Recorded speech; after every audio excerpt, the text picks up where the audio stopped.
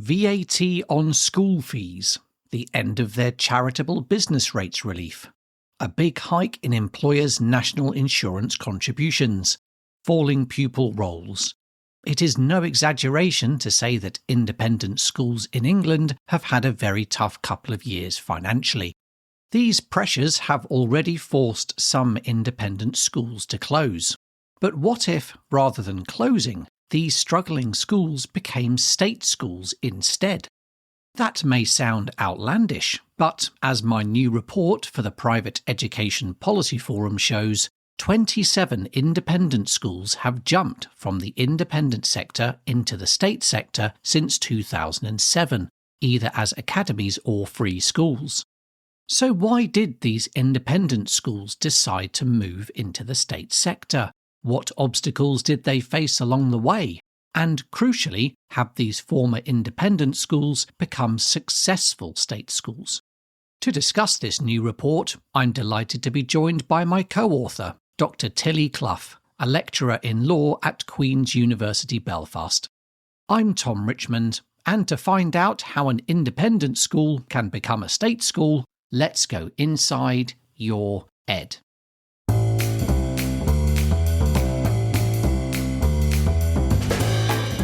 Welcome to Inside Your Ed, the podcast that looks inside the latest stories from across the education system in England, including primary and secondary schools, colleges, universities, and apprenticeships.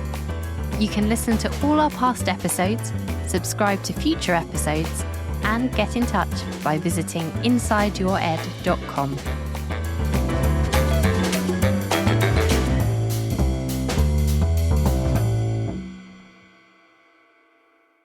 Tilly, welcome to Inside Your Ed. How are you today? Hi, Tom. It's lovely to be here. I'm very well, thank you. How are you? Yeah, I'm good, thanks. So here we are with our new report published by the Private Education Policy Forum, which describes what I think is quite an amazing but largely untold story of independent schools becoming state schools. So let's see if we can talk our listeners through what we found through many months of researching this topic. Shall we start with these 27 former independent schools? Who are they? Are they big schools? Are they small schools? Are they in particular parts of the country? What did we find out about the schools themselves? It's a really interesting question, isn't it? And the thing that you point out, which is that 27 isn't a huge amount when we think of what the size of the state sector actually is. But the statistics tell us that the schools that convert are quite varied. So we have these 27 schools, 9 of them took the academies route, and 18 of them converted to be free schools. And so we know that the average size of the converted independent schools was about 600 pupils, just under. But actually there was really significant variation, and that shows through secondary and primary schools. So we have very, very small village primary school, which was Peaslake Free School, that only had 32 pupils. And that goes to William Hume's Grammar School, which was very large. So that was 1,600 pupils. And obviously that we have the distinction between primary and secondary there, which are obviously going to be slightly different because secondary schools tend to be larger. The geography is quite interesting. So over half of the schools were actually from the north. Just under 40% of them were from the northwest, 7 from the south, 5 from the Midlands. So a real variation. Okay, so we've got a real mix of different schools leaving the independent sector. What about the question of when these former independent schools converted into state schools? The first ones we know converted back in 2007. That was Belvedere School and William Hume Grammar School. But it's certainly not been a consistent picture by any means. Yeah, so our data was between 2007, 2008 school year to the 2016 to 17 school year. So really just over a 10-year window. But this wasn't just us looking at that 10-year window in the report. It actually hasn't happened since then via either the academies route or the free school route. And also looking at, why it was this timeline, it definitely wasn't random. It actually closely tracks, and we do this in the report, to when government policy sort of actively created space for this to happen, for these conversions to happen.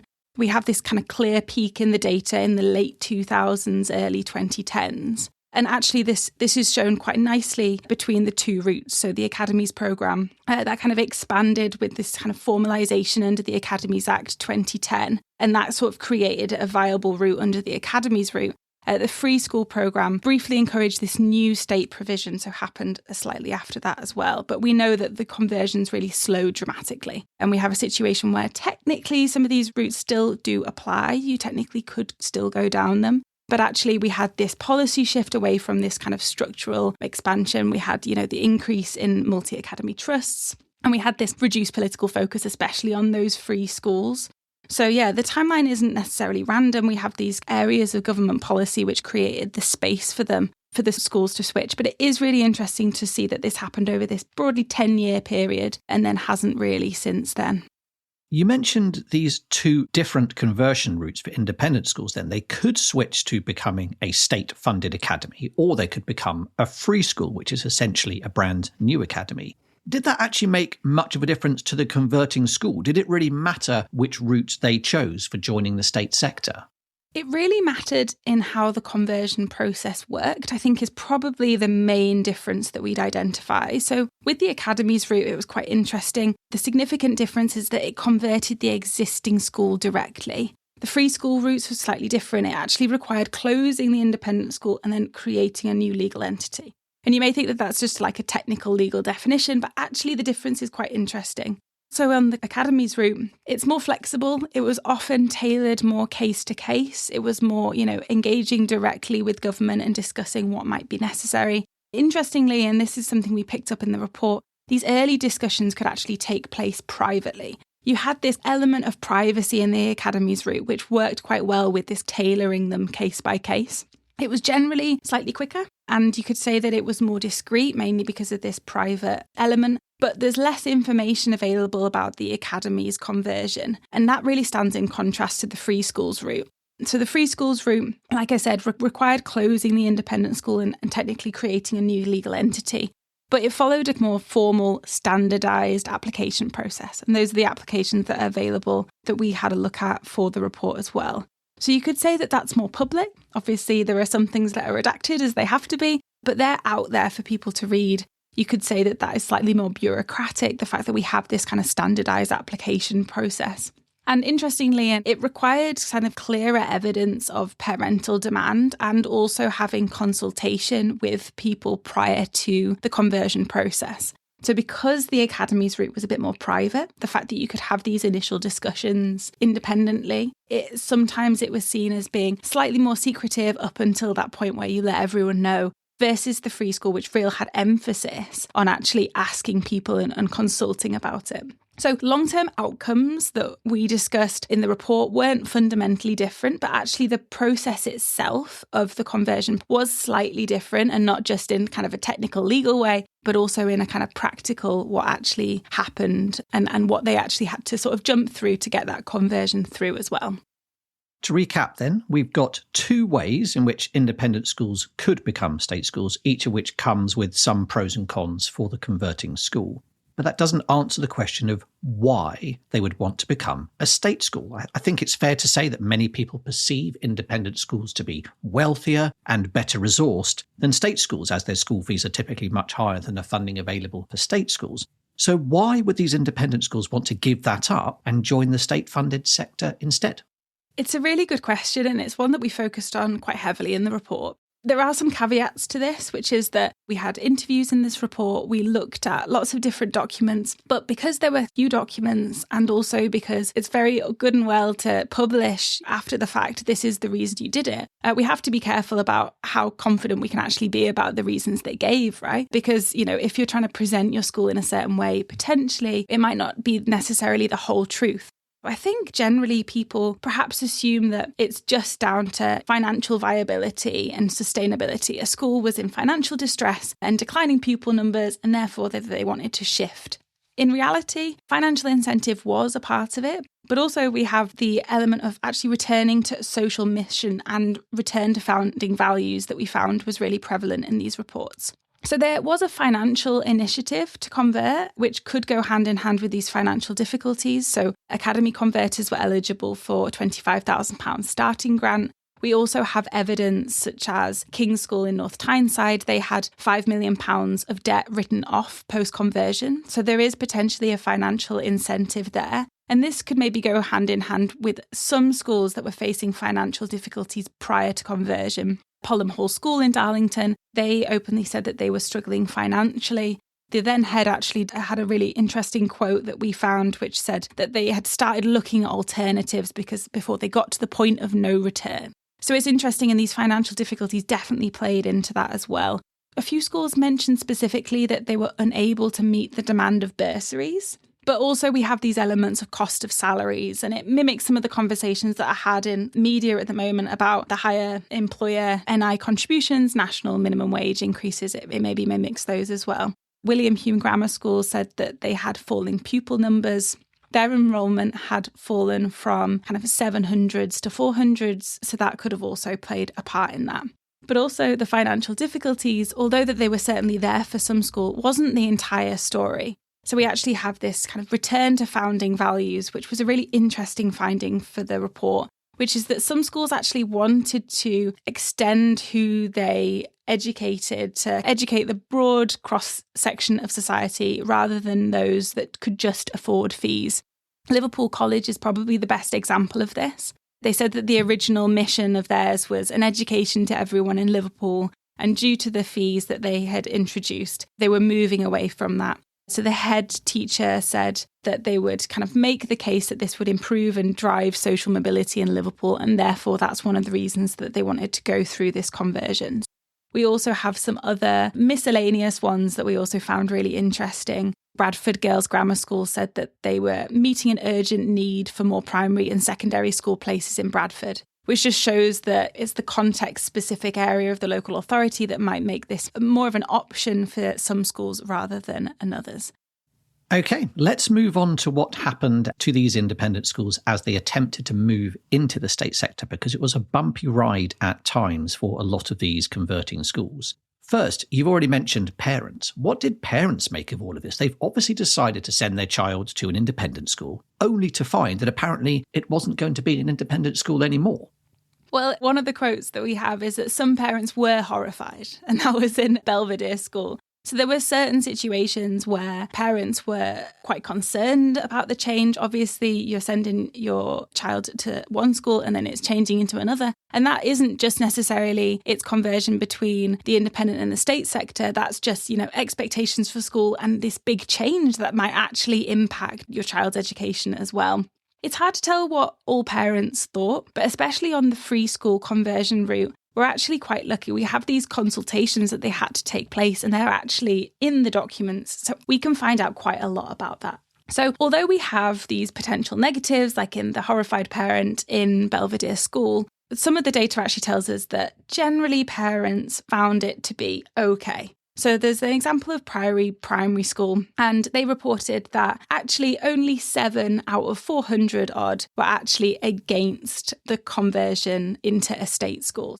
We don't have much evidence of removal of students. So Liverpool College said that only 2 parents actually withdrew their children. And William Hume said that 4 pupils were removed in protest, but again, reasonably minor. One of the contexts to think about it is that actually these conversions would save money for parents. One parent in Bradford Girls Grammar School actually said that it felt like a windfall and that she'd actually be able to start thinking about sending her children to university because of all of the money she would save as well. And we can also think about other stakeholders, not just the parents as well. There was some backlash, for example, from other schools.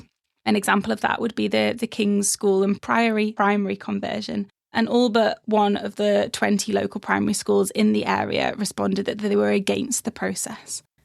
OK, so there were a variety of responses to the conversions depending on who you spoke to, I guess, in that local area.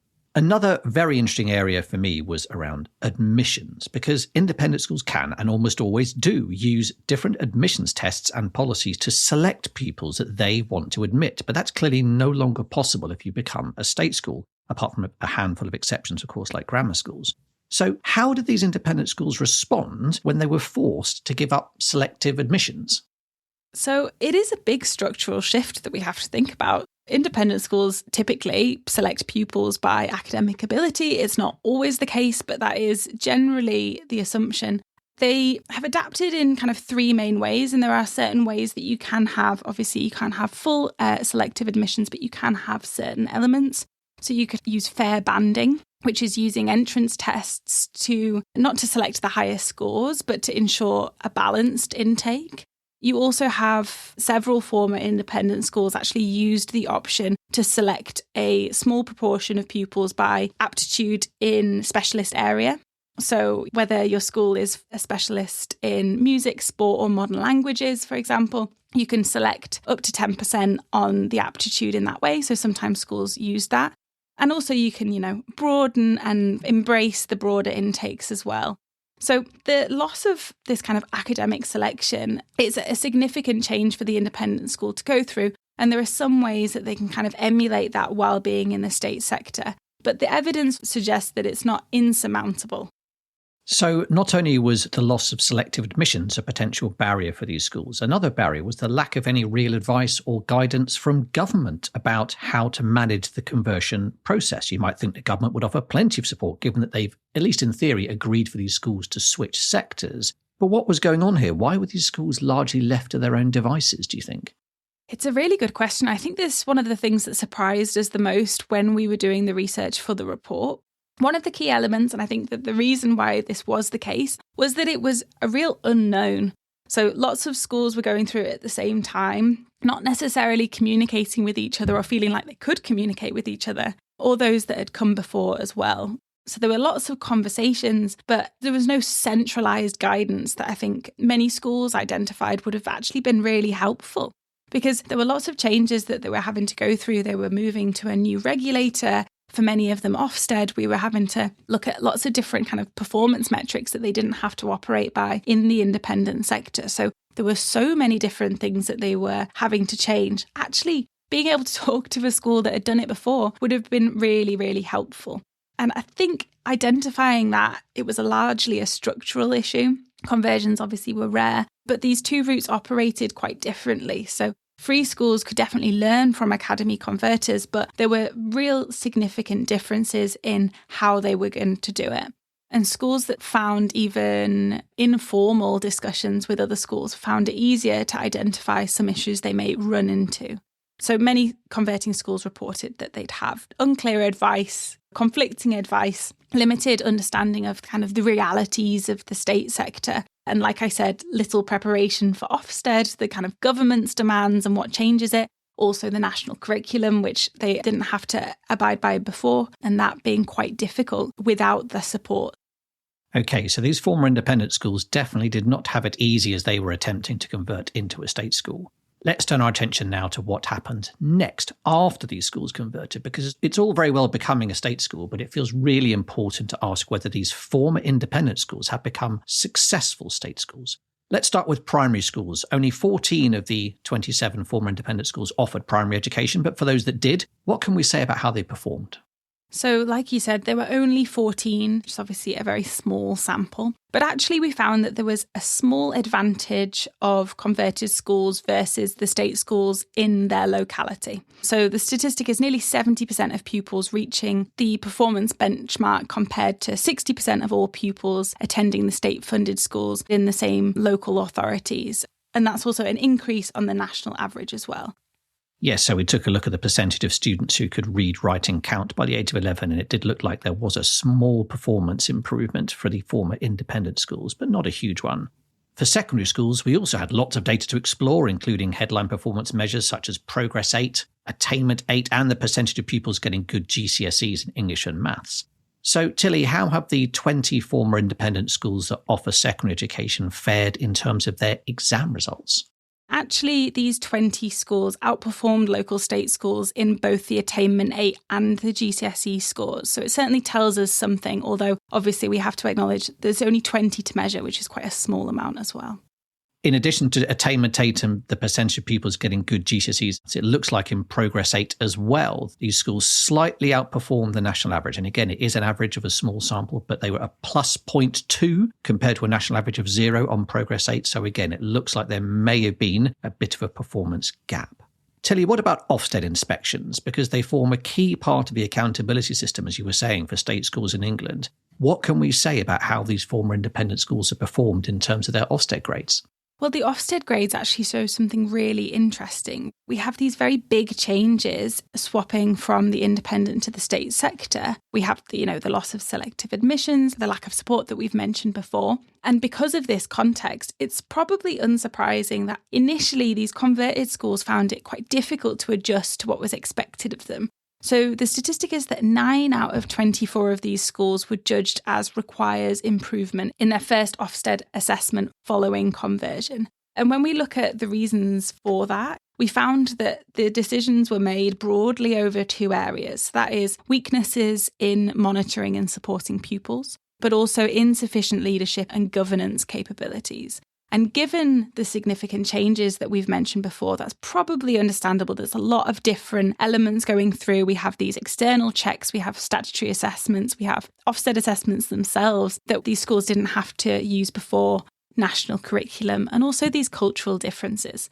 But at the time of writing the report, we actually have all but one of the former independent schools are now rated as outstanding or good in their most recent Ofsted inspection. And that's compared to 90% of all state schools in England. So although we have this initial struggle, we now have more positive outcomes now.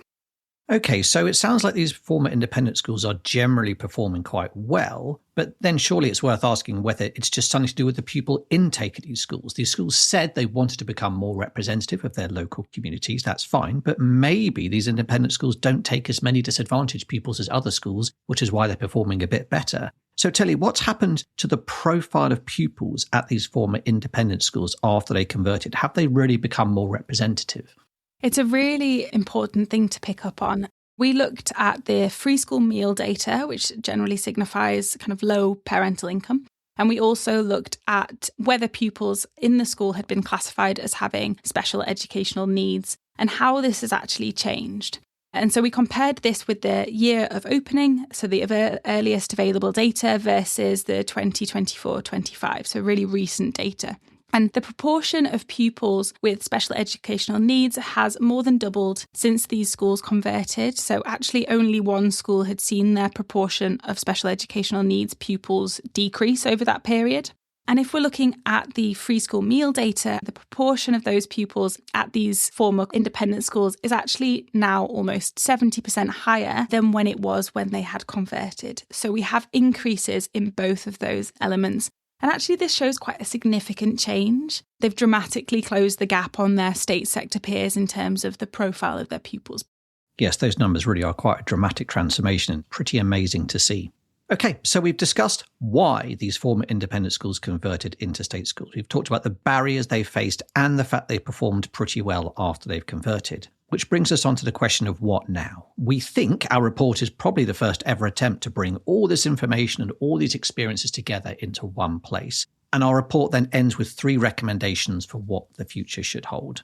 First, our main recommendation was that the Department for Education should establish a permanent conversion route through which independent schools can convert to a state-funded school, as this would allow the department to take advantage of any circumstances in which a conversion would benefit the state sector.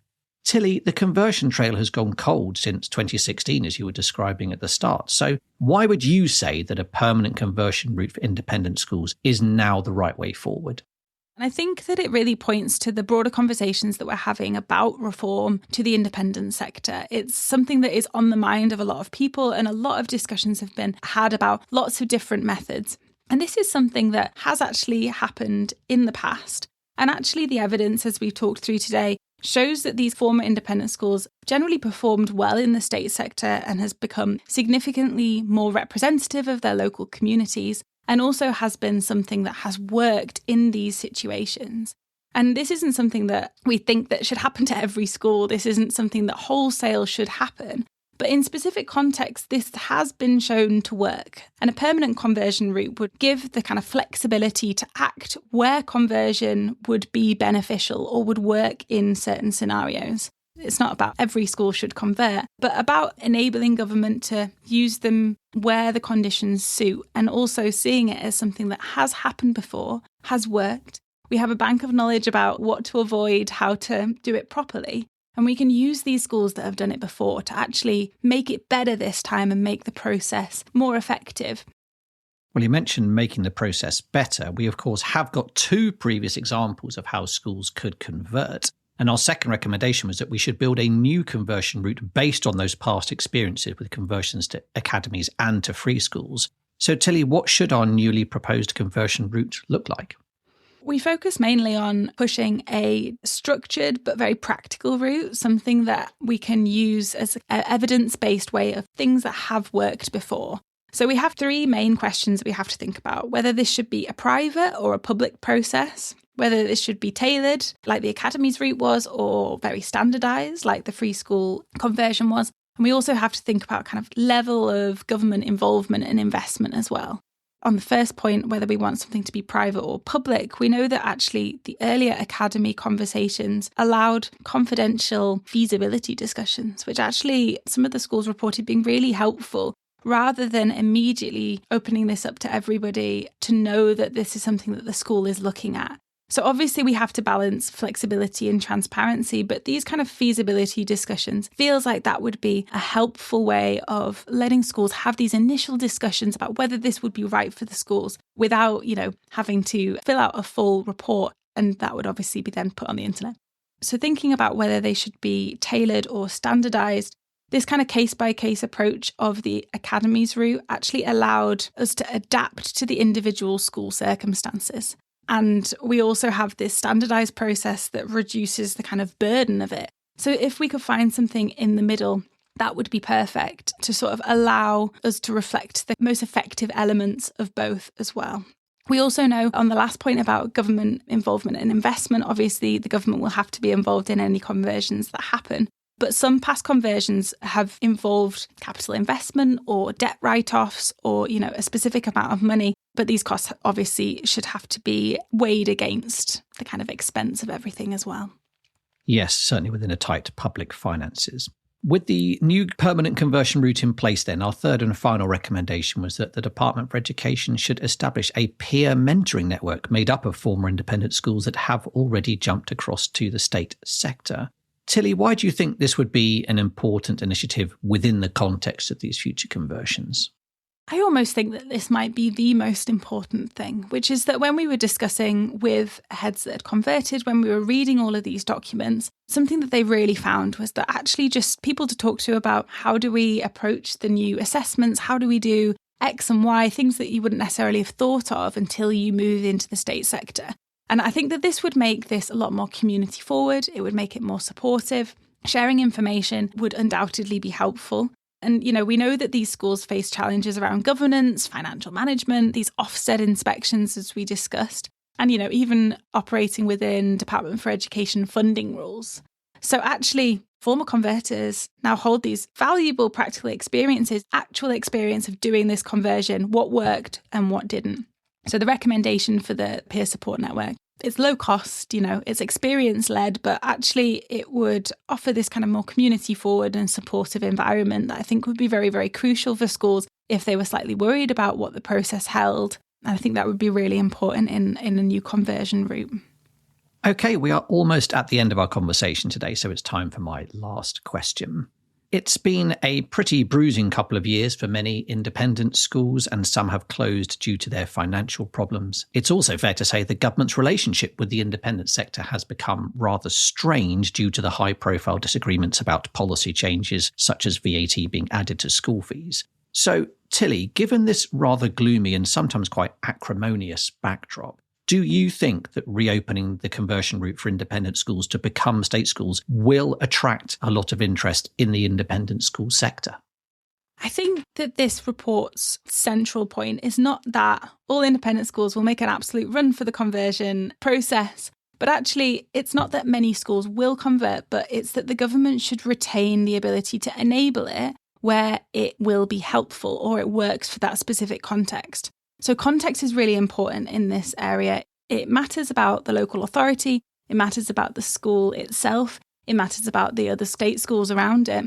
Reopening the route is unlikely to kind of unleash a wave of opportunistic conversions. But actually, the evidence has shown that it could and has created a targeted option for a small number of schools, as happened over the 10-year period between 2007 and 2017, where the circumstances align.